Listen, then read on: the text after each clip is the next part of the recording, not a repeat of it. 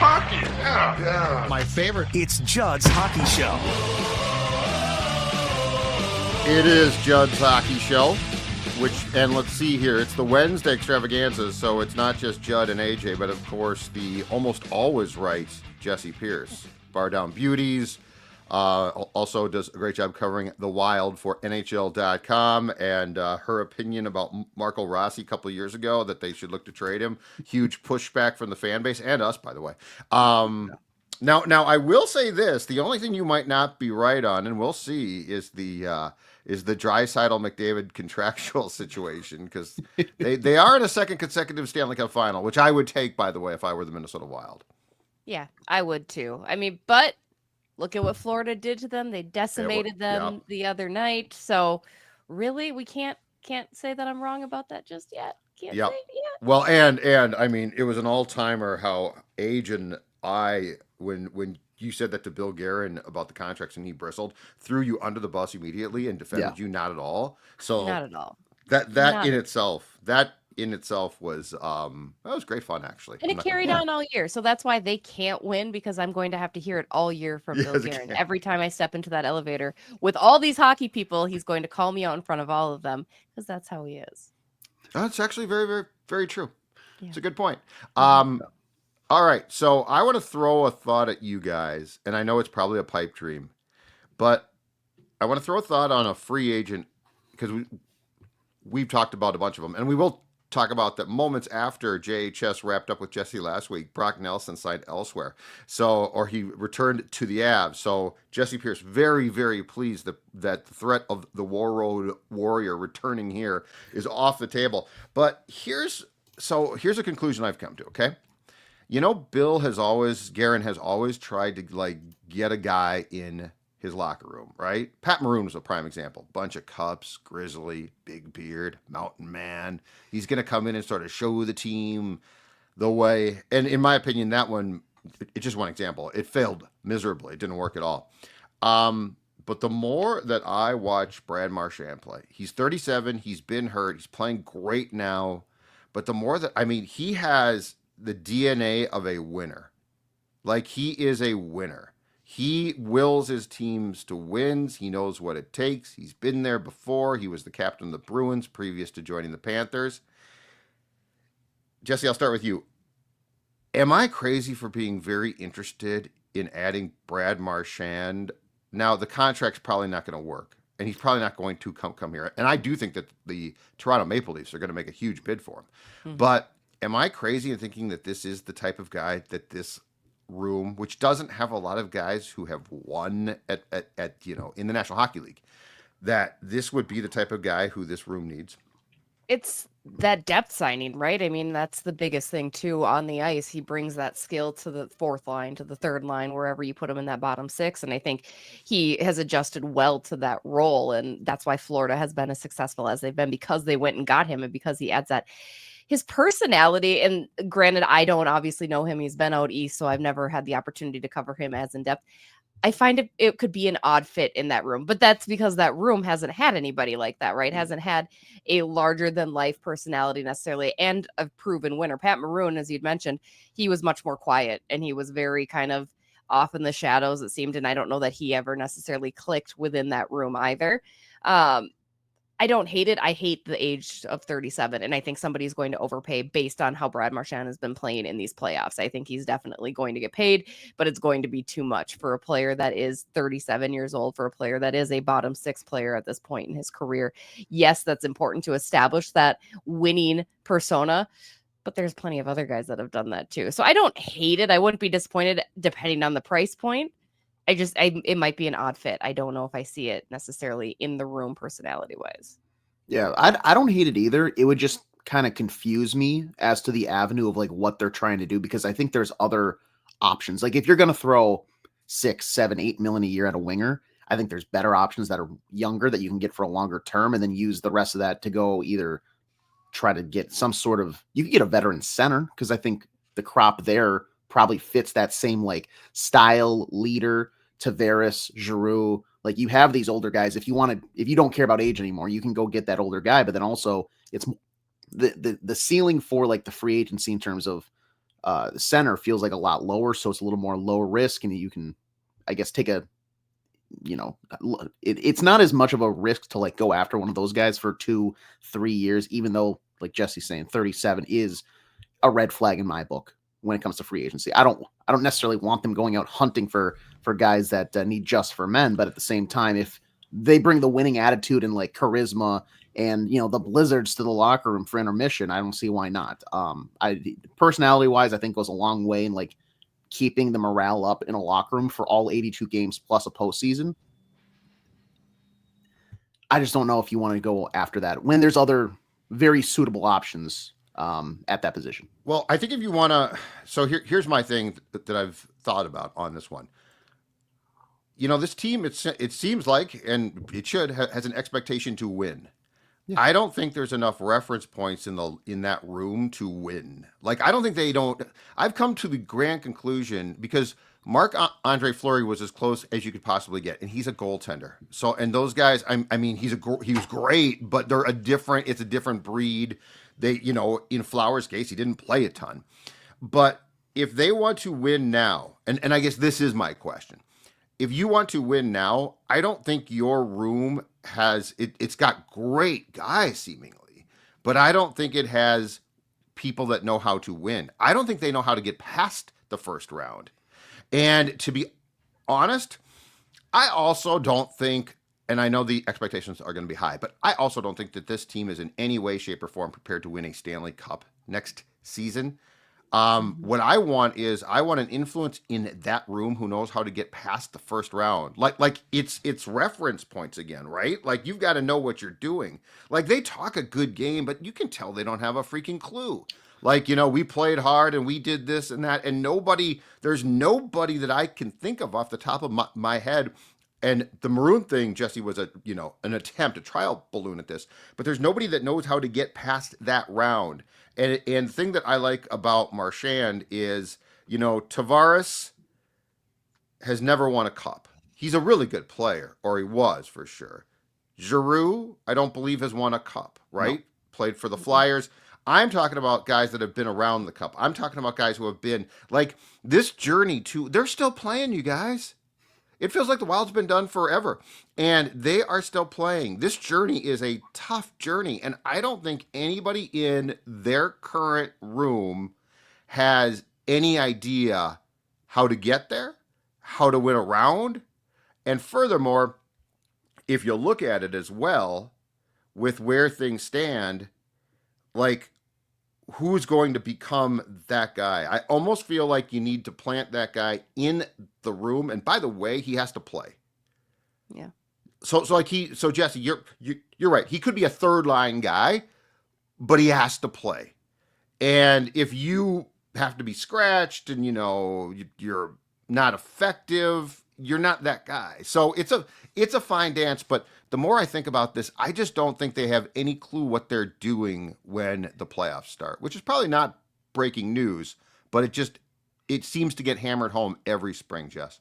It just feels like, and I don't say this necessarily negatively, it's a bunch of nice guys, right? The Wild have a bunch of Minnesota nice guys, kind of very passive aggressive, like, oh, well, we went out there, we did the thing, it's over, whatever. And then you don't have those really truly gritty guys, those grizzled guys. You have guys in Colorado. Nathan MacKinnon comes to mind, right? Where he's a little surly, but he's out there to win. And you don't have that surliness that I think you need to really push forward. It's a bunch of nice guys, which sure, from my perspective, is great. I love talking to nice guys. I love interviewing nice guys. But I don't think you have that. And that's where I think even Brad Marchand has a little bit of that surliness to him. Oh, he's that guy that's going to yell, right? So that's where it'd be interesting, because I think you need more than one of those guys just to at least integrate themselves into it. Not saying Kirill doesn't want to win, not saying these guys don't want to win, but they go about it in such a different manner than I think you're seeing cup contenders. Even Connor McDavid's out there cursing out his team once in a while, he's right? Surly. Like he's not a fun guy. Like he's not fun, but I fun guy because he's boring. But but I think he can be a jackass at times. But I think more importantly too is, yes, I agree with everything that you just said about the room. But my other problem is I don't think they have a clue how to do it. Like they've never aged. They've never learned. And look, Yeah. Marcus Foligno, I love him. Like I love the character there. He saw his dad play. He definitely has sort of seen a script, but at the end of the day, he doesn't know either. So like that's my thing is you've got to have an effective player in there who can disrupt the room. And if they play really bad in their last game before Christmas, says, guess what? No one's going to the Spurgeon's house. All you jackasses, here's what we're going to do. We're going to gather here on Christmas Day and I'm going to skate you. It's going to be an equivalent of a captain's practice. So, Jessi, I think you're exactly right, but my defense of them is I don't think they have any idea what they're doing. Well, this sounds dumb, but I think this might sound dumb.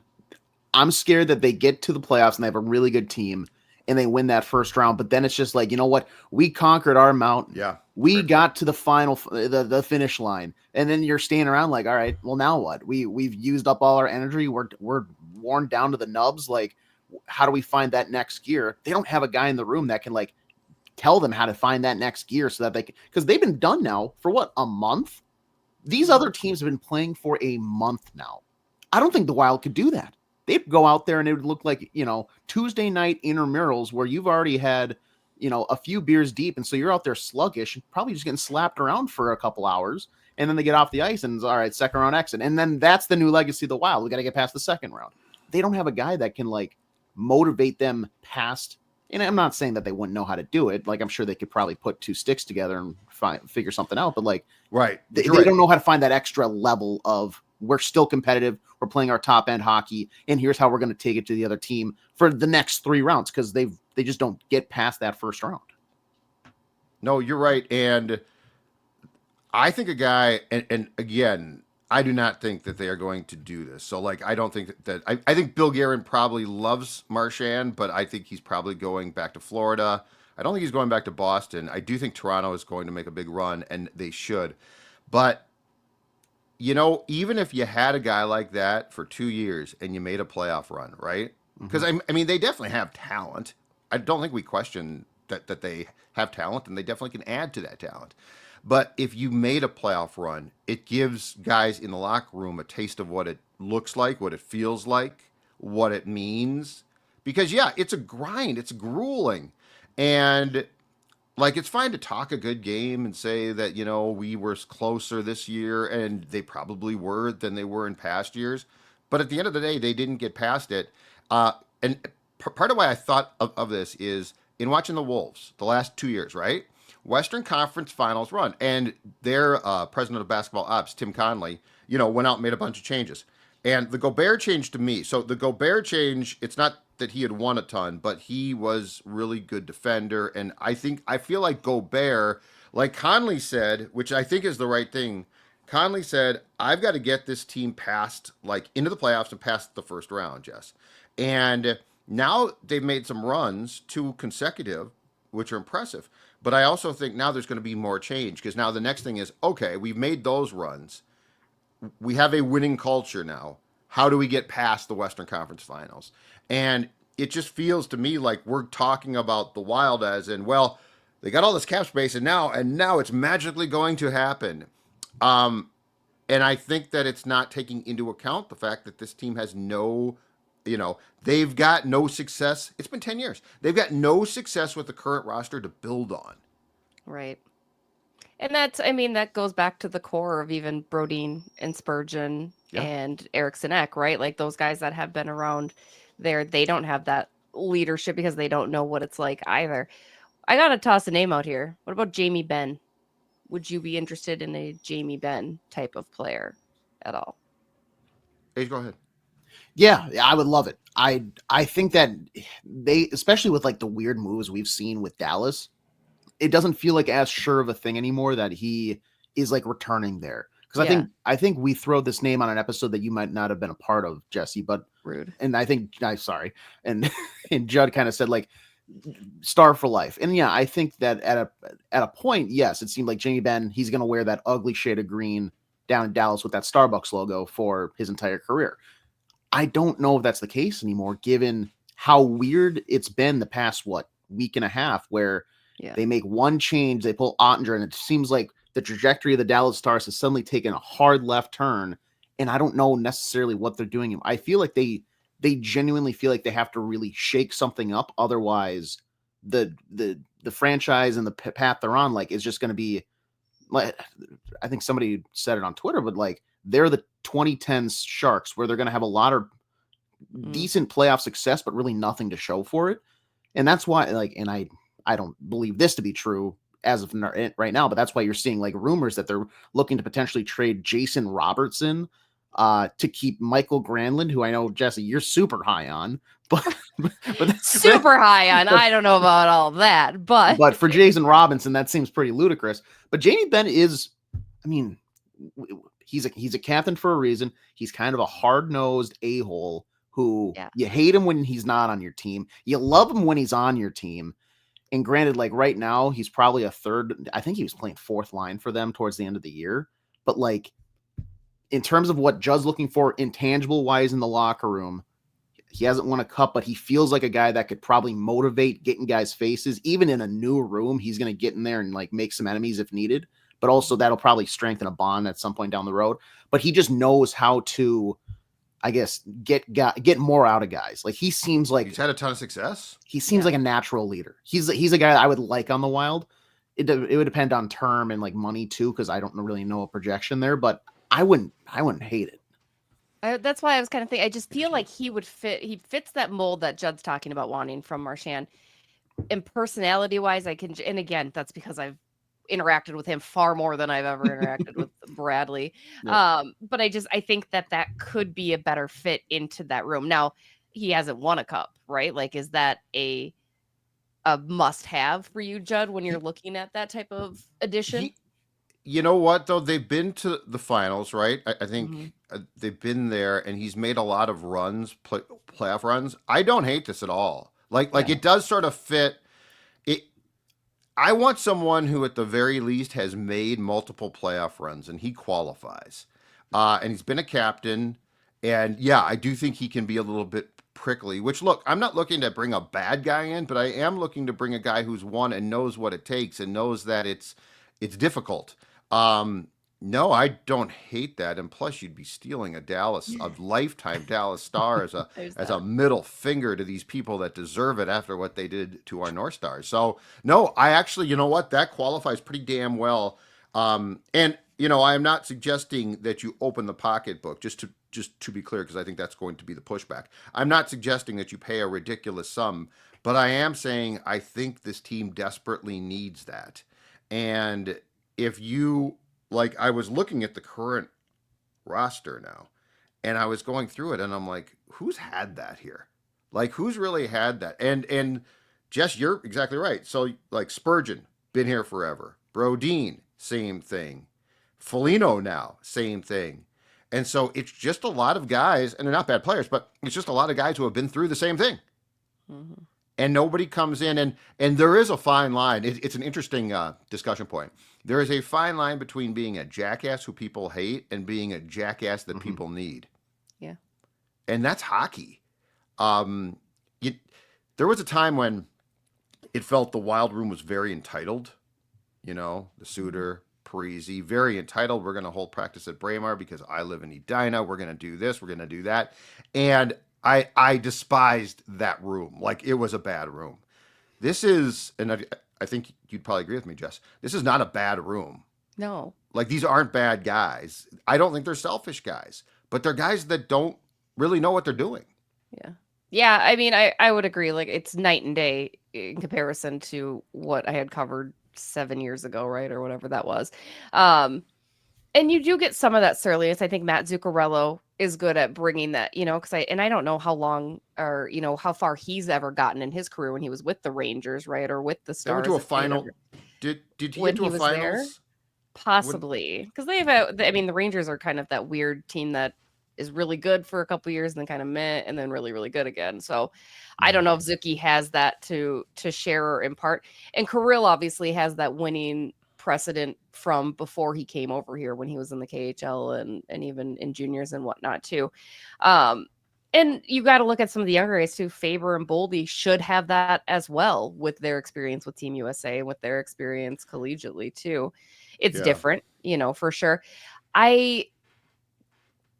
it's hard to say how how to fit into that room, right? It's really difficult to say because again, I'm not trying to say that they're just whole hum super nice guys and they're out there having fun because they love this game of hockey and we're all best friends and blah blah blah. Because part of that is important. Part of that is what was missing when Parisi and Suter were here. You had these weird groups, nobody talked to each other, nobody got along. It was awful to be a part of. But that's why, yeah, it's like you look at Ryan Reeves. They bring in Ryan Reeves, a guy that's an enforcer, but he's got a personality. It's almost like you can't have that larger than life personality of Ryan Reeves, but you can't have the Patrick Maroon Well, either. Like, I think the most important thing from my standpoint is when the playoffs start, that guy is playing an important role. Like yeah, Reeves playoff wise, unfortunately, because of how it changes there, was just about unplayable. yeah. And like Patty got hurt, and he was just an I I feel like in retrospect, Pat Maroon fit in really well to already solid rooms. Yes. You Like know, looking back, like that blues room, right? Or Tampa. Those were solid rooms and he sort of just fit in. I need somebody who knows how to actually guide the ship. yeah, Pat was just there. I don't know that he ever really invested himself, which is odd because he like lives in Wisconsin, right? Doesn't he I live on know. Balsam Lake? Like it's very odd that he didn't Yeah, integrate himself into this. it really is. Um, I don't know. Yeah, it's tough to say. They need something. They need that Nathan McKinnon. I just keep going because I've seen Nathan McKinnon and how he leads Just the go team, find right? one. Like just go find Nathan But that's McKinnon. where Like, Ben. yeah, Ben though is the type of guy could be who you good. could get. That's more like you're not going to find a superstar here probably with No. this mold because they don't leave teams ordinarily. But that's where like your Ben suggestion makes sense, not because he's going to be great, but because and plus if he was on. And I'm sure Age is right. If he was on the fourth line in Dallas, the center's there. Like it's not like he's here and Yeah. destined to be a fourth line guy. Tyler Absolutely. Seguin. Yeah. I mean, Tyler when you're on Seguin. a really good team, it's hard to like kind of take the line charts for granted at times because you look at it. Okay, he's on the fourth line. Well, look at the 12 guys that are ahead of him on the lines. Like they're all darn good players that are probably top 6 guys for a lot of teams around the league. The problem with Jamie Benn that I think is like similar to the conversation we've had about Brock Nelson and why maybe some people were very put off, including myself, about him, which is you're seeing a drop off in his play. 2 years ago, 78 points. Last year, 60 points. This year, 49 points. Yep. Is it less ice time? Not really. I mean, he had 10 less minutes from last year to this year of ice time throughout the course of the year. In the playoffs, he was a minus 11. I don't like really focusing on plus minus too much. I don't think it's always the greatest like show of how effective or ineffective a player is, but minus 11 is, and it's such a small sample size in the playoffs, it's hard to ignore. Like you're on the ice a lot for goals against. So like leadership wise, yes, I would just be, I wouldn't want them to be so bullish that they get blinded by the personality leadership aspect rather than, hey, let's just totally ignore maybe some red flags when it comes to the actual on ice play. Because if you want somebody who can be that leader, they need to also, like Judd was saying, be a good piece or a good depth piece at least in the playoffs and play some sort of a decent role. Yeah. But if your role is minus 11 in 8 games or whatever of playoffs, I don't know how great that is. And that contract, yeah. I'd like to on the record say plus minus matters. I just would like people to know I think plus minus matters. So there you go. It does. I just don't think it should be like it's not the end all be all. It depends on your team, but if you're minus 11 in the playoffs, it matters. Yes, like that really matters. It's probably a contextual statistic, but yeah, I mean you can't ignore it. If you have a terrible one, it's not like it doesn't matter. So, Age, tell us about a big soccer tournament coming up here at US Bank Stadium in late June. Yeah, that's right. It's going to be one of the hottest tickets in town because it's not just a buy one ticket, see one game. It's buy one ticket, you get two games. CONCACAF Gold Cup is coming to Minneapolis later this month, Sunday, June 29th at US Bank Stadium. It's the premier national team tournament of the summer for teams in North America, Central America, and the Caribbean.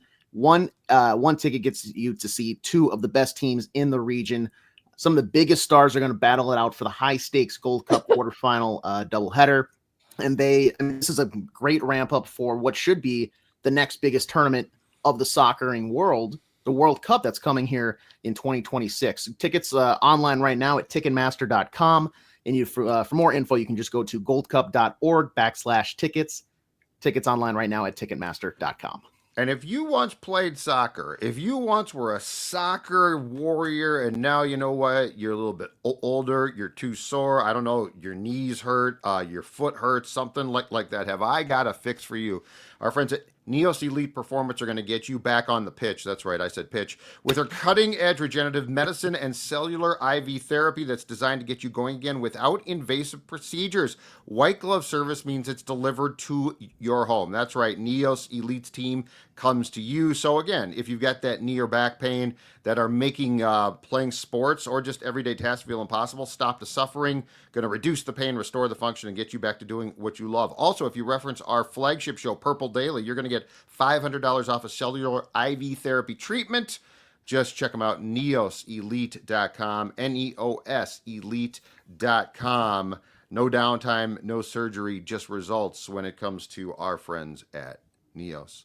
All right, Jessi. Yep, the floor is yours. Brock Nelson has re-signed, and by the way, good for him.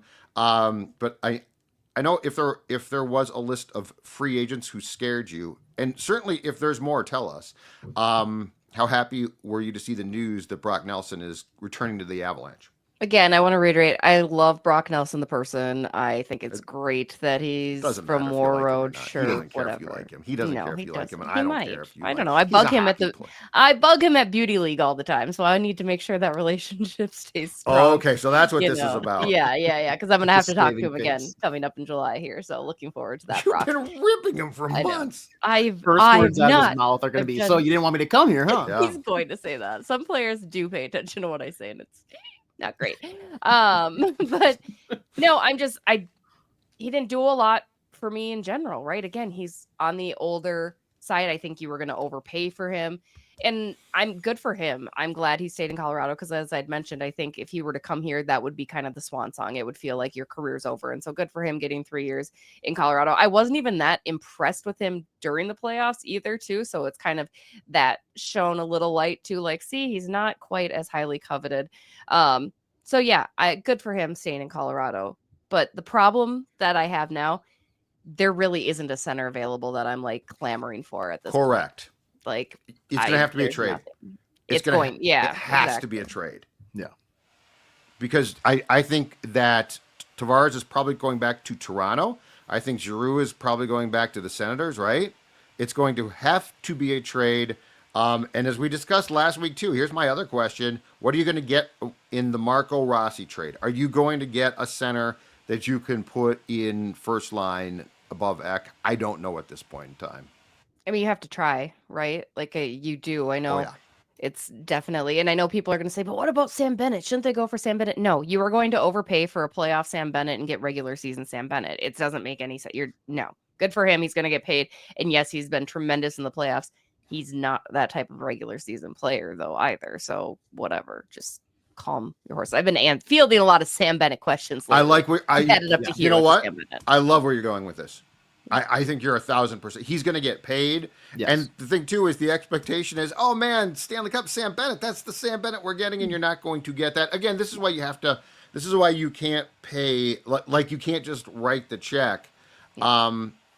And the other thing, too, to go back to my point, is Sam Bennett is in a infrastructure that's fantastic. This is my whole point. The Wild needs to build this infrastructure, and guys that have won or guys who have been around, and this is the age problem, and I'm with both of you. I don't like the age thing. Like, it does scare me.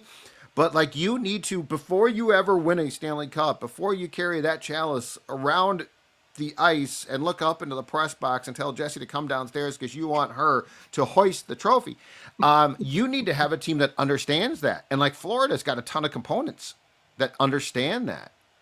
And so Bennett has been a great fit. Marchand's been a great fit, but he's been there before. That's what I like about him. So yeah, I think the free agent market at center now is woefully short of what the Wild wants, probably.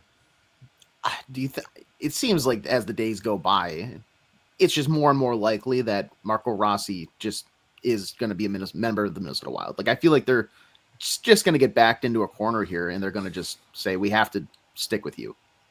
whether they want to or not. So But then awkward. that's a really lengthy ticket to punch. Well, I guess my question was serious though. What is the trade, because he would be in it, that you can make to upgrade at center? I mean, that's the thing. It's going to be a trade now. There's no one. Jesse's right. There's no one out there who you're going to sign and say you are our number one center. Right. Yeah. Well, like who are the main options that everybody actually wants? Tage Thompson with Buffalo, I think, is still a legit option. Yep, You'd have to, I think, pay a lot though, because it's Tage Thompson. Yep. Dylan Larkin, I think, is a decent name if he's somewhat disgruntled, but it's just he's got his roots so deep in Michigan that, I mean, the price would be so high. Like, who else? I don't necessarily. I'm not as big on the JJ Peterka train as I think other people are. First off, guy's name is John Jason. I don't know. That doesn't really sound like a hockey player to me. But like, he's not even listed as like a main center for a lot of publications. They call him a winger. Like, he's not a center, so I don't want to trade for that. Like, it seems like you're going to either make a very lateral move or you're just going to have to outright pay up to get somebody of note. I just don't see a clear path that Bill Guerin and crew are going to really explore here, unless, Jessi, you have an idea. Have you? I mean, me and Billy meet, once a week. I give him Absolutely. I'm sure you just kind of throw ideas off each other. Yeah, he tells me that I am brilliant, but maybe he'll do that.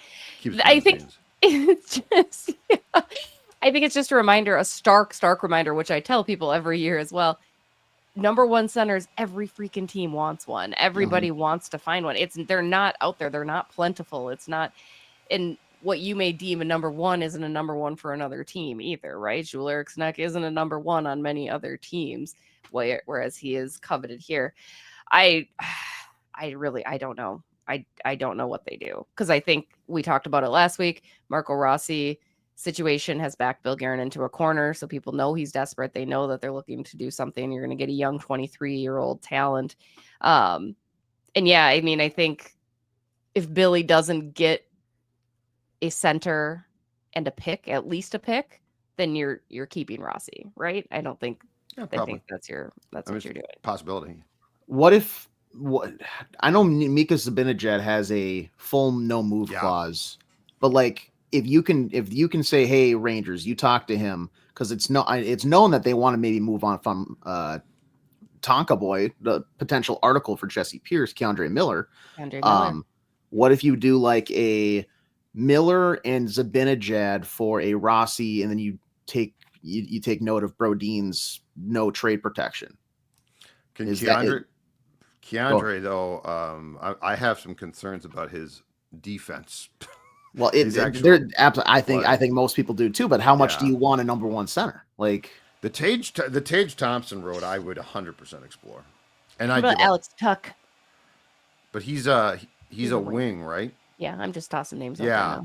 I need a center, but yeah, centers are the number one centers in the NHL are pitchers in baseball. Everybody wants an ace, but only about 5 teams have a true ace. Now, you might have your best center, you might have your best pitcher, but that doesn't, Pablo Lopez is considered the Twins' ace, but he is certainly not an ace on every team he goes to, and on some teams, not even close. So, got to run, but this was great stuff. To be continued. So much more as we get in deeper into June towards the draft. Not as excited about the draft, but I am excited for July 1st. So we will talk to you next week, Jessi. See you later.